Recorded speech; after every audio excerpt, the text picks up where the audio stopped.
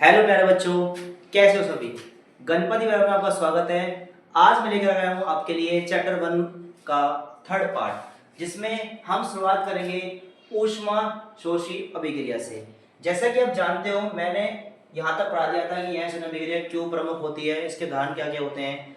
आज हम चलेंगे और शुरू करेंगे पार्ट थर्ड के अंदर, और मैंने इसके 2 पार्ट ऑलरेडी बना दिए हैं, वो आप मेरे चैनल पे जाके देख सकते हैं। आपको चैनल के अंदर डिस्क्रिप्शन के अंदर क्या पे लिंक मिल जाएंगे, वहां पे जाके आप देख सकते हैं और आसानी से पढ़ सकते हैं।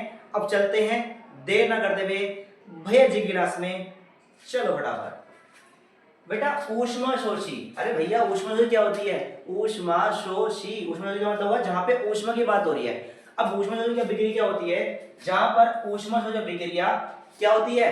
निकलती है और मौसम को ठंडा करती है, निर्माण को ठंडा करती है। जैसे कि हम देखें, इसमें बता रखा है वह रासायनिक अभिक्रिया जिसमें ऊर्जा आमतौर पर ऊष्मा या प्रकाश के रूप में क्या होती है, आसपास के वातावरण में फैल जाती है और आसपास के वातावरण को ठंडा कर देती है, उसे ही ऊष्मा शोषी अभिक्रिया कहते हैं। ठीक है, इन अभिक्रियाओं में अभिकारक क्या होते हैं? बंधनों को तोड़ने के लिए ऊर्जा की आवश्यकता लेता है और आवश्यकता होती है, जिसके परिणाम स्वरूप आसपास के तापमान घट जाता है और ठंडा हो जाता है, इसीलिए इसको ऊष्मा शोषी अभिक्रिया कहते हैं। ठीक है बेटा, ऊष्मा अभिक्रिया के प्रमुख विषय क्या होते हैं? प्रमुख विषय क्या क्या है? अगर देखा जाए तो ऊष्मा का अवशोषण होना, इसके अंदर ऊष्मा निकलती है, ऊष्मा बाहर निकल जाती है, जिससे मौसम ठंडा हो जाता है, फिर वातावरण ठंडा हो जाता है। आगे देखेंगे तापमान में कमी, अभिक्रिया मिश्रण तापमान कम हो जाता है। भाई तापमान तो ऑलरेडी कम हो जाएगा जब आपको पता है भाई आसपास के इलाके में ठंडा हो जाएगा, क्योंकि वो ऊष्मा को अवशोषित कर लेगा अपने अंदर, तो क्या होगा? वो ठंडा मौसम हो जाएगा। ठीक है, ऊर्जा का प्रवाह, इसके अंदर क्या होता है? ऊष्मा का प्रवाह आसपास के वातावरण तंत्र में सिस्टम को चेंज करता है, बदल को चेंज करता है। अब आगे पढ़ेंगे, चलेंगे नेक्स्ट पेज पर। आगे कह रहा है ऊष्मा शोषी अभिक्रिया कुछ उदाहरण। देखो बेटा उदाहरण आते हैं चैप्टर के अंदर, तो ध्यान से समझना और अच्छे से कर लेना इसको क्लियर। आगे देखते हैं कैल्शियम कार्बोनेट का विघटन। कैल्शियम कार्बोनेट का विघटन जो होता है वह इसका एक अच्छा उदाहरण माना जाता है। ठीक है, अब देखेंगे जब चूना पत्थर को क्या करते हैं हम लोग? गर्म कराया जाता है, तो यह ऊष्मा को अवशोषित करके क्या करता है? कैल्शियम ऑक्साइड और कार्बन डाइऑक्साइड गैस में टूट जाता है, और यह दीवारों पर चिपकने वाला जो आपकी पुट्टी होती है, उसी को हम कैल्शियम क्या बोलते हैं? चूने का पत्थर बोलते हैं या फिर कैल्शियम कार्बोनेट बोलते हैं, जो लगाने के बाद उसमें से CO2 निकल जाती है और वो चमकदार हो जाता है। इसके ऊपर क्वेश्चन आता है, जो कि मैंने आपको पहले ही वाली वीडियो के अंदर करा रखा है, आप जाके देख सकते हैं। अगर आपको वीडियो अच्छी लगी है तो लाइक करें और ज्यादा शेयर करें, ताकि और बच्चों को फायदा हो सके। आइए चलते हैं टाइम ना वेस्ट करते हुए। प्रकाश संश्लेषण की जो क्रिया होती है वो भी इस तरह से होती है, जिसके अंदर ऑक्सीजन लगता है और वाटर लगता है भारी मात्रा में, जिससे क्या बनता है? ग्लूकोज बन जाता है और ग्लूकोज बन के ऑक्सीजन बन जाता है। ये निष्क्रिय क्रिया क्या होती है? इसमें ऊष्मा का अवशोषण हो जाता है, इसमें ऊष्मा ले ली जाती है। कैल्शियम कार्बोनेट हमने अभी पढ़ा था, कैल्शियम कार्बोनेट का भी विघटन होता है, और बर्फ का पिघलना, ठोस का द्रव में बदलना भी ऊष्मा शोषण अभिक्रिया का उदाहरण है। चलते हैं नेक्स्ट पेज पर। ऊष्माक्षेपी अभिक्रिया। अब ये ऊष्माक्षेपी अभिक्रिया है क्या भाई? ऊष्माक्षेपी अभिक्रिया है ऊष्मा शोषण अभिक्रिया की बिल्कुल उल्टी। जैसे कि देखा जाए, ऊष्माक्षेपी अभिक्रिया वह अभिक्रिया होती है जिसमें उत्पादों के साथ साथ ऊष्मा को साथ बाहर निकलती है। भाई यहाँ पे क्या हो रहा है? ऊष्मा बाहर निकल रही है। अगर ऊष्मा बाहर निकली तो क्या होगा? ऊष्मा के क्या होगी? गर्मी हो जाएगी, इसलिए इसको बोलते हैं ऊष्माक्षेपी अभिक्रिया। आगे देखेंगे बाहर निकल जाती है, जिससे आसमान के तापमान में क्या हो जाता है? बढ़ोतरी हो जाती है और तापमान गर्म हो जाता है, टेम्परेचर बढ़ जाता है। ठीक है, प्रकाशिक गैस यानी मीथेन का जलना भी इसका उदाहरण होता है। मीथेन जब जलती है तो क्या निकलती है? CO2 गैस निकलती है। CO2 गैस क्या करती है? एनवायरनमेंट को गर्म करती है और इसके अंदर वाटर की मात्रा भी बन जाती है। बिना बुझे हुआ चूना, ठीक है, हम अगर दोबारा से बिना बुझे चूने को वाटर के साथ मिलाएंगे तो क्या बन जाएगा? कैल्शियम हाइड्रोक्साइड बन जाएगा, और कैल्शियम हाइड्रोक्साइड के साथ क्या निकलती है? CO2 गैस निकलती है। आपने देखा हो गांव वगैरह में क्या होता है, जब पुट्टी वगैरह करते हैं तो क्या लगाते हैं? चूना मंगाते हैं, तो चूने के अंदर जब पानी के अंदर मिलाते हैं वो उबलने लगता है ना? तो जब वो उबलने लगता है, इसका मतलब क्या है? इसके अंदर CO2 गैस बन रही है, और CO2 गैस जहां बनेगी वहां पे क्या होगा? गर्मी होगी और एनवायरनमेंट में खतरा होगा, लोअर एनवायरनमेंट को खतरा होगा, लोअर। ठीक है, आगे देखो ऊष्माक्षेपी अभिक्रिया के मुख्य उदाहरण क्या क्या हो सकते हैं भाई? कोयले का दहन होना, कोयले का दहन भी नॉर्मल सी बात है, आपको पता है कार्बन गैस निकलती है उसके अंदर से, वो भी हो सकता है। अधिक गर्मी होती है उसके अंदर से। उदासीनीकरण अभिक्रिया, जहां पे उदासीनीकरण अभिक्रिया होगी, जहां पे अम्ल और क्षार प्रतिक्रिया करेंगे, ठीक है। क्षार तो पानी में क्या हो जाएगा और लवण के साथ ऊष्मा निकलती है। तो आपको पता होगा जो एसिड होता है, जो लवण होता है, क्या होता है जब लवण बनता है तो क्योंकि अम्ल के अंदर क्या होता है गर्मी होती है, इससे क्या करता है वो एनवायरनमेंट को गर्म कर देता है। आगे चलेंगे, लोहे में जंग लगना भी इसका उदाहरण होता है। और आपका ईंधन का दहन होगा, ईंधन का दहन मतलब जो हम पेट्रोल यूज करते हैं, गाड़ी को चलाते हैं, वो भी इसका एक अच्छा उदाहरण है। किसका उदाहरण है? ऊष्माक्षेपी अभिक्रिया का। चलेंगे नेक्स्ट पेज पर, आगे देखेंगे विघटन अभिक्रिया। क्या होती है विघटन अभिक्रिया? अगर आपको वीडियो अच्छी लगी तो लाइक ठोक दे और शेयर कर दे और सब्सक्राइब भी कर दो अगर आपको लगता है कि भैया को हमें आगे बढ़ना चाहिए। अब चलते हैं देर न करते हुए, विघटन अभिक्रिया क्या होती है? विघटन अभिक्रिया क्या होती है? विघटन अभिक्रिया का मतलब है डिकम्पोजिशन रिएक्शन, वह रासायनिक प्रक्रिया जिसके में एकल यानी एकल एकल एकल एकल उत्पाद क्या होता है टूट जाता है, टूट जाता है, टूट जाता है, बदल जाता है, कट रहा है, बट रहा है, ठीक है, बट रहा है, ठीक है। मान लो भैया हमारे पास ए बी भैया थे, अब ए बी भैया ने क्या कर दिया, दोस्ती हो गई, अलग हो गए दोनों, दोस्ती लड़ाई हो गई इन दोनों की, तो ए अलग हो गया भैया, बी अलग हो गया, तो इसी को बोल देंगे, ठीक है भाई, इसे बोलेंगे। ये एक भी कह सकते हैं कि जो ये विलोपन विधि थी ना, विलोपन विधि जो होती है, ये जो आपकी विघटन अभिक्रिया होती है, विघटन अभिक्रिया सृजन अभिक्रिया की उल्टी होती है, विलोम होती है, बोल सकते हो आप, क्योंकि भाई विलोम शब्द के अंदर सृजन अभिक्रिया में क्या होता है, ए और बी मिलता है ना, और ये बन जाता है, यहाँ पे दोस्ती हो जाती है, यहाँ पे दोस्ती टूट जाती है, आप यही बोल सकते हो, ठीक है बेटा। आगे चलेंगे, अभिकारक टूटकर दो या दो से अधिक सरल पदार्थों में बन जाते हैं और इसे विघटन अभिक्रिया कहते हैं। इसके लिए ऊर्जा की आवश्यकता होती है, बहुत मात्रा में आवश्यकता होती है, और यही कारण है कि इसके अंदर 3 प्रकार की ऊर्जा होती है। कौन सी प्रकार की? ऊष्मा, प्रकाश और विद्युत ऊर्जा की आवश्यकता इसके अंदर होती है। जैसा कि मैंने बताया, जहां पे ए भी भैया थे, ए भाई की लड़ाई हो गई आपस में, ए भी अलग हो गया, बी अलग हो गया, भाई दोनों अलग अलग हो गए, दोनों को दोस्ती पसंद आई, ठीक है, अलग हो गए। अब इसकी मुख्य बातें क्या हो सकती हैं भाई? इसके अंदर मुख्य बातें देख रहे हैं, ये सृजन अभिक्रिया का विलोम होता है, जैसे मैं आपको बताया पहले, ठीक है। ठोकते रहो लाइक, ठोकते रहो लाइक। अधिकतर विघटन अभिक्रिया क्या होती है? ऊष्मा शोषी अभिक्रिया होती है। अब भैया ऊष्मा शोषी अभिक्रिया होती है ठंडा ठंडा, याद है ना, ठंडा ठंडा ठंडा ठंडा, जहां भी ठंडा मौसम होगा वहां पे क्या हो जाएगा, ऊष्मा शोषी अभिक्रिया का उदाहरण हो जाएगा, मतलब जहां पे ऊष्मा शोषी अभिक्रिया करती है, मौसम को ठंडा कर देती है। आगे देखते क्या लिखा है, यह प्रक्रिया कार के एयरबैग और रसायनों को उद्योग यानी फैक्ट्री एरिया में भी काम करती है। आगे चलते हैं नेक्स्ट पेज पर, आगे पढ़ने के लिए चलेंगे नेक्स्ट पेज पर। अब हम पढ़ेंगे अवटन क्रिया, यानी अब आप समझ रहोगे भैया ये अवटन क्रिया क्या है? अरे दोबारा नहीं है, ये अवगणन क्रिया क्या पता है क्या होती है? ये विघटन अभिक्रिया ही है। क्या है? विघटन अभिक्रिया ही है ये। क्या देखेंगे? अब विघटन अभिक्रिया जो होती है वो होती है 3 प्रकार की, जैसे हमने पढ़ लिया। अब हम पढ़ रहे हैं विघटन अभिक्रिया हम 3 प्रकार पढ़ेंगे। एक होता है ताप, जिसे ऊष्मा बोल सकते हो, एक होती है ताप अपघटन अभिक्रिया, एक होती है विद्युत अपघटन क्रिया, और एक होती है प्रकाश अपघटन अभिक्रिया। आगे समझेंगे। अब हमने ये लिया, इसमें चलेगी ऊष्मा, इसमें चलेगी बिजली, इसमें चलेगी प्रकाश की रोशनी, ठीक है। अब आगे पढ़ने के करेंगे नेक्स्ट पेज पर। मजा आया ना? मजा आया ना? अगर मजा आया तो क्या करो, लाइक करो, जल्दी शेयर करो। अब चलेंगे आगे भाई, ताप अपघटन अभिक्रिया, और ताप अपघटन क्रिया हुआ, इसके अंदर ऊष्मा लगेगी बहुत सारी, यानी ताप लगेगा, हीट लगेगी बहुत सारी, ठीक है। ताप अपघटन क्रिया के अंदर क्या होगा, यह एक रासायनिक अभिक्रिया है, इसमें कोई भी एक यौगिक गर्म होने पर, गर्म ऊष्मा करने पर 2 या 2 से अधिक पदार्थों में टूट जाता है, बदल जाता है, और यही अपघटन अभिक्रिया का एक प्रकार होता है।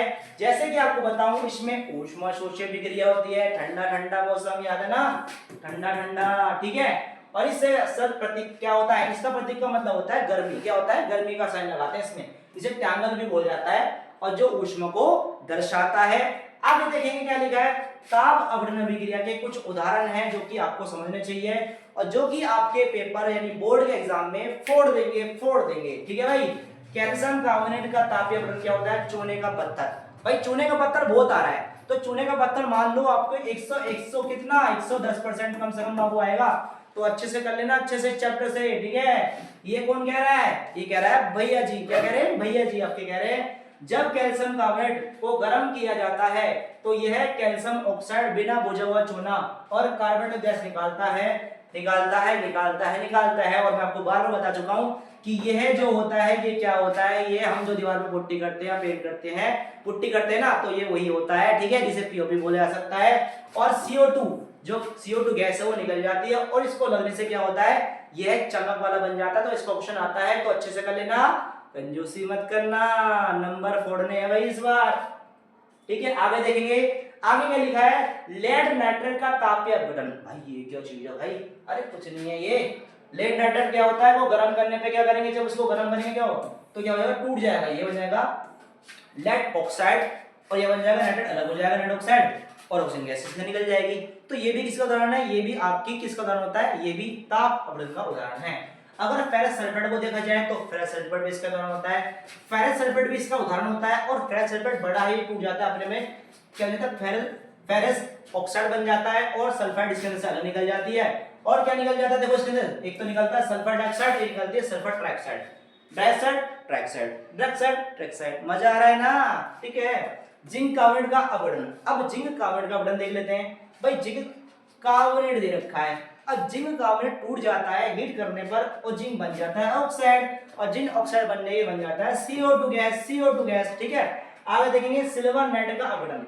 अब सिल्वर नाइट्रेट का अपघटन पढ़ रहे हो, ध्यान रखना बेटा, अच्छे से पढ़ लेना, इसको लिख लेना नोट करके, क्योंकि ये आपके एग्जाम में आ सकते हैं और ये मैंने एग्जांपल आपको ढूंढ के निकाले ताकि आपके पेपर में आ जाए और आप अच्छे से मैथ अभी से करना चालू कर दो, ठीक है। सिल्वर नाइट्रेट को गर्म करने पर सिल्वर नाइट्रेट नाइट्रोजन क्या बन जाता है, डाइऑक्साइड बन जाती है और ऑक्सीजन में विघटन यानी अपघटन हो जाता है, टूट जाता है। आगे देखेंगे, Ag दे रखा है, सिल्वर नाइट्रेट क्या हो जाता है, टूट जाता है, सिल्वर अलग हो जाता है और नाइट्रोजन अलग हो जाती है और आपका ऑक्सीजन बन जाता है। मजा आ रहा है ना, आगे पढ़ेंगे, आगे पढ़ने के लिए करेंगे नेक्स्ट पेज पर। भाई अब क्या बात है, हमने तो पढ़ लिया भाई यार, बाबूजी अब ये बताओ, हमने तो पढ़ लिया, अब इसकी मुख्य बात क्या हो सकती है, ये भी सही बात है। अब क्या क्या मुख्य बातें हो सकती हैं, इसकी मुख्य बातें भी देखेंगे। कुछ महत्वपूर्ण बातें की बात करें तो क्या क्या महत्वपूर्ण बातें हो सकती है। अब आपकी एनसीईआरटी बुक में दो एग्जांपल दे रखे हैं, जो कि फेरस सल्फेट क्रिस्टल वाली प्रणाली के बारे में रिसर्च करना और देखा है लेड नाइट्रेट के बारे में तापमान पढ़ना, जो कि हमने पढ़ लिया लेकिन फिर भी दोबारा समझ लेते हैं। भाई समझने से क्या होता है, ज्ञान बढ़ता है, क्योंकि साइंस के अंदर जब तक नंबर लाएंगे नहीं और जब तक साइंस को हम छोड़ेंगे नहीं, फोड़ देंगे साइंस को इस बार, ठीक है। फेरस सल्फेट का अपघटन क्या होता है, प्रारंभ में फेरस सल्फेट का क्रिस्टल हरे रंग का होता है और गर्म करने पर वह पानी को खो देता है और रंग हरे सफेद में बदल जाता है, ठीक है बेटा। और गर्म करने पर रंग सफेद में लाल भूरा हो जाता है और बदल जाता है, जिससे फेरिक ऑक्साइड बन जाता है, जिसमें सल्फाइड ऑक्साइड और ट्राइऑक्साइड बन जाता है, जो कि हमने पेपर पढ़ा था, आप देख भी सकते हो, यहाँ बनना है, ठीक है।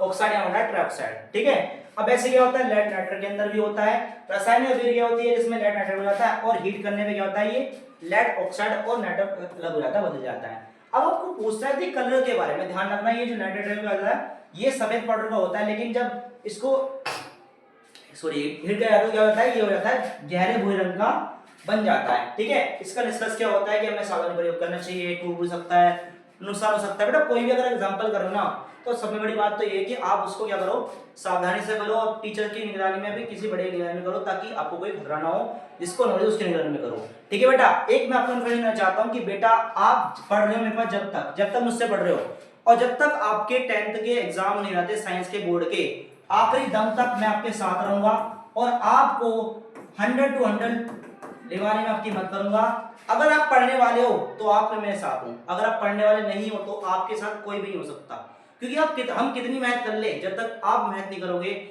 हमारी मेहनत को कोई फायदा नहीं है। अगर मेरी बात से सहमत हो तो लाइक ठोक देना और अपने भाई को अपने भेजे हुए करना, सपोर्ट करना, मैं आपके 100% ला के रहूंगा, ये मेरा वादा है। 10th क्लास और 9th क्लास के बच्चे जो देख रहे हैं, घबराना नहीं है, आपका भाई वीडियो लाता रहेगा बिना कोई चार्ज के, आपको पीडीएफ नोट्स वगैरह सब कुछ मिल जाएगा। आप बस हमारे जो नंबर दिया जाएगा आपको, ये नंबर आप नोट कर लेना, 87500655, ये नोट कर लेना नंबर।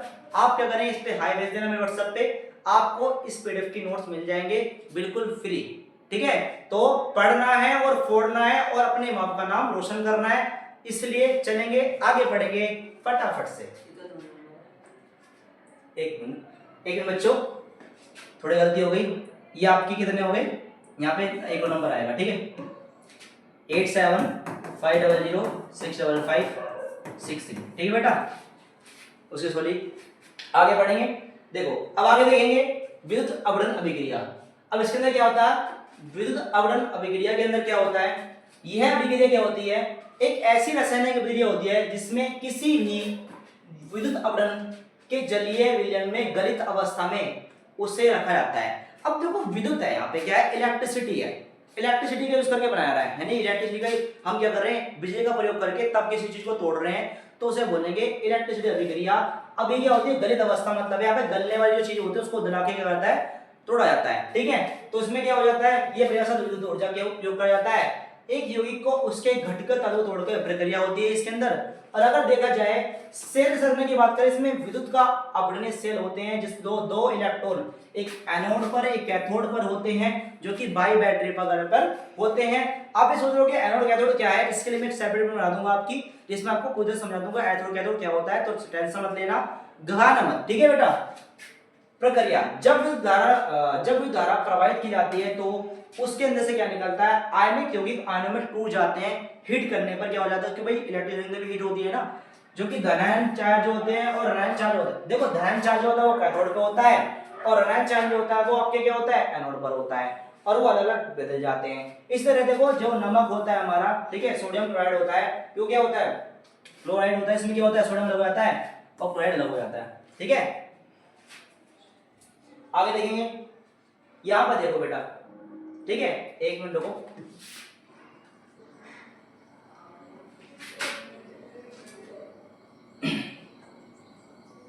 बस एक मिनट रुको, बस हो गया। अब जैसे आप देख सकते हो यहाँ पे भी क्या हो रहा है, जैसे हम इसका प्रयोग करेंगे और देखेंगे तो हम ले सकते हैं, पात्र का बात करें, प्लास्टिक का जार लेंगे और इसका यूज करेंगे, तो हम ये कह सकते हैं इसको यूज करके क्या करेंगे, देखो एक प्लास्टिक का जग ले लें, दो छेद कर उनमें रबड़ का यूज करें। अब इसका प्रयोग करोगे तो आप ये समझोगे सीधे सीधा कि यहाँ पे क्या होता है, जब इसका हीट किया जाता है विद्युत के द्वारा, तो यहाँ से वोल्ट देके यहाँ पे एनोड होता है और यहाँ पे कैथोड होता है, ठीक है, ये रोड लगा के इसका प्रयोग किया जाता है। और एनोड और कैथोड पे क्या होता है, जो आपकी इसमें बताया गया है, जब इसका प्रयोग किया जाता है इलेक्ट्रिसिटी यूज किया जाता है, तो क्या होता है इसके बाद इसमें कैथोड पर हाइड्रोजन गैस H2 में मुक्त होती है, जो बुलबुले उठाती है और साउंड करती है, जिसको पीओपी साउंड करती है, पॉप साउंड करती है, तो मतलब H2 गैस इसके अंदर निकल रही होती है। एनोड पे क्या होती है, उधर की साइड एनोड पे क्या होती है, यहाँ पे ऑक्सीजन गैस होती है, यहाँ पे H2 यानी हाइड्रोजन गैस होती है। बस ये इसमें बताया गया है, ठीक है। और अगर देखे जाए तो इसमें कह रहा है कैथोड पर उत्पन्न हाइड्रोजन गैस की मात्रा एनोड पर, देखो ऑक्सीजन की मात्रा से ज्यादा होती है किस पे, कैथोड पर, ठीक है, यहाँ पे कह रहा है। अब आगे चलेंगे, आगे सीखेंगे नेक्स्ट पेज पर, ठीक है। अब आपको बता रहे हैं, छोटा सा क्लिप है जो कि क्वेश्चन आता रहता है, पूछेगा तो मैंने क्वेश्चन लाया था आपके लिए, ताकि मैं क्या कर सकूं, अगर पेपर में आ जाए तो आप क्या हो, पीछे ना रहो, क्योंकि आप किससे पढ़ के आ रहे हो, भैया जी से पढ़ के आ रहे हो, ठीक है।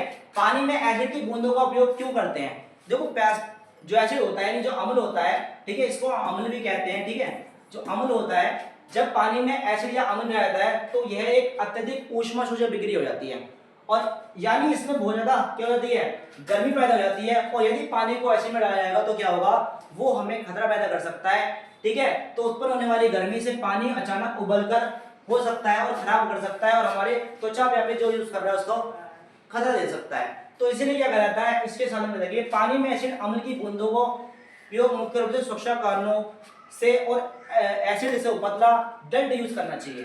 यानी कह रहा है कि अगर एसिड को जो प्रयोग करें तो हमें क्या करना चाहिए, बहुत ही नॉर्मल यूज करना चाहिए, और धीरे धीरे क्या करना चाहिए, पानी के अंदर हमें एसिड मिलाना चाहिए, मिलाना चाहिए, ना कि अम्ल के अंदर एसिड मिलाना चाहिए, क्योंकि अम्ल जो होता है वो बहुत खतरनाक होता है, यानी कि बहुत गर्मी होती है इसके अंदर, और इसी वजह से क्या कर सकता है, वो जार को तोड़ के आपकी त्वचा पर या फिर आपकी स्किन पे खतरा कर सकता है, छीड़ पड़ने से आपको चोट भी हो सकती है, इसलिए उसका प्रयोग ध्यान से करें। पानी में एसिड डालें, एसिड में पानी ना डालें। आगे चलेंगे, नेक्स्ट टॉपिक पे पढ़ेंगे फटाफट से, देर ना करते हुए।